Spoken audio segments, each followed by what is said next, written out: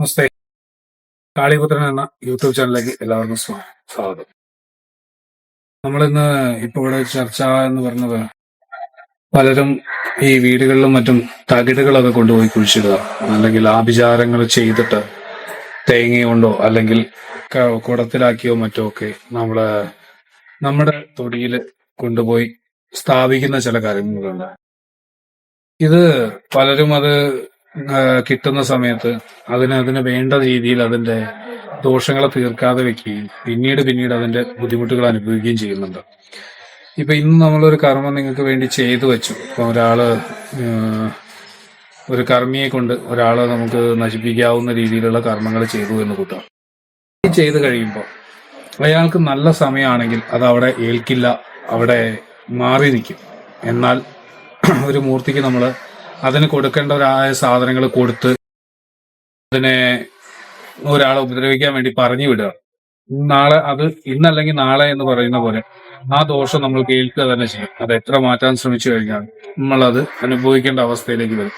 കാരണം അത് കിട്ടിയ സമയത്ത് അതിന്റെ ദോഷങ്ങൾ തീർത്തില്ല എന്നുള്ളത് കൊണ്ട് അത് വലിയൊരു കാര്യമോ അല്ലെങ്കിൽ വലിയൊരു കർമ്മമോ അല്ലാതെ തന്നെ നമുക്കത് ചെയ്യാൻ പറ്റും. ഇങ്ങനെയുള്ള തകിടുകളൊക്കെ നമ്മുടെ കയ്യിൽ കിട്ടിക്കഴിഞ്ഞു കഴിഞ്ഞാൽ ഒന്നുകിൽ ഗോമൂത്രം, പശുവിന്റെ മൂത്രത്തിലോ അതല്ലെങ്കിൽ ഉപ്പിട്ട വെള്ളത്തിലോ അതങ്ങനെ തന്നെ കൊണ്ടുപോയി ഒഴുക്ക് ജലത്തില് നിമജ്ജനം ചെയ്യുന്ന ഒരു കർമ്മമാണ്. അത് ചെയ്താൽ തന്നെ ഒരു പരിധി വരെയുള്ള ദോഷങ്ങൾ മാറിക്കിട്ടും.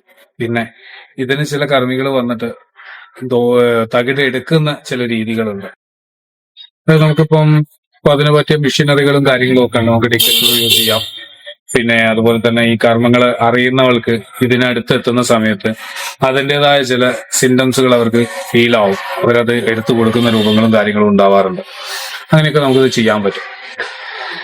ഈ ഒരു കാര്യം നമ്മൾ എപ്പോഴും ശ്രദ്ധിക്കേണ്ട ഒരു കാര്യം എന്ന് പറഞ്ഞു കഴിഞ്ഞാൽ, ഇങ്ങനെയുള്ള ഒരു തകിടുകളോ മറ്റോ നമ്മുടെ കയ്യിൽ കിട്ടിക്കഴിഞ്ഞാൽ നമ്മൾ കഴിയുന്നതും കൈ കൊണ്ട് എടുക്കാതിരിക്കുക. വല്ല കൊമ്പ് കൊണ്ടോ അല്ലെങ്കിൽ മറ്റെന്തെങ്കിലും ആയുധങ്ങൾ കൊണ്ടോ എടുത്തിട്ട് അതിനെ കൊണ്ടുപോയി പുഴയിൽ ഒഴുകിക്കളയുക എന്നുള്ളതാണ് ചെയ്യേണ്ടത്. അത് അങ്ങനെ തന്നെ ചെയ്യാൻ ശ്രമിക്കുക. ആർക്കെങ്കിലും അങ്ങനെ ഒരു അവസ്ഥ ഉണ്ടായാൽ പിന്നീട് ആ ദോഷങ്ങളെ തീർക്കാൻ നമ്മൾ ക്ഷേത്രങ്ങളിലോ മറ്റോ പോയി പുണ്യാഹം കൊണ്ടുവന്ന് വീട്ടിൽ തളിക്കുന്നതും, പിന്നെ അതുപോലെ തന്നെ പനിനീരും നാൽപ്പാമരവും ഗോമൂത്രവും കൂട്ടി വീട്ടില് തളിച്ചുകൊണ്ട് എന്നു പറഞ്ഞ പോലെ തളിക്കുക. ഒരു കുറഞ്ഞ ദിവസം, ഒരു 7 ദിവസം അല്ലെങ്കിൽ 9 ദിവസം ഒക്കെ ആയിട്ട് അത് തളിക്കുക കൂടി ചെയ്യുമ്പോൾ നമുക്ക് കുറെയൊക്കെ പ്രശ്നങ്ങൾക്ക് മാറ്റം വരും. സത്യമുള്ള ഒരു കാര്യമാണ് അത് ചെയ്യാൻ.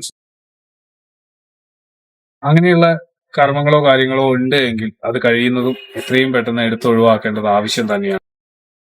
എന്നാൽ ചില കർമ്മികൾ അത് കൊണ്ടുപോയി വെച്ചിട്ട് എടുക്കുന്നുണ്ട് എന്ന് പറയപ്പെടുന്നുണ്ട്. അനുഭവങ്ങളില്ല.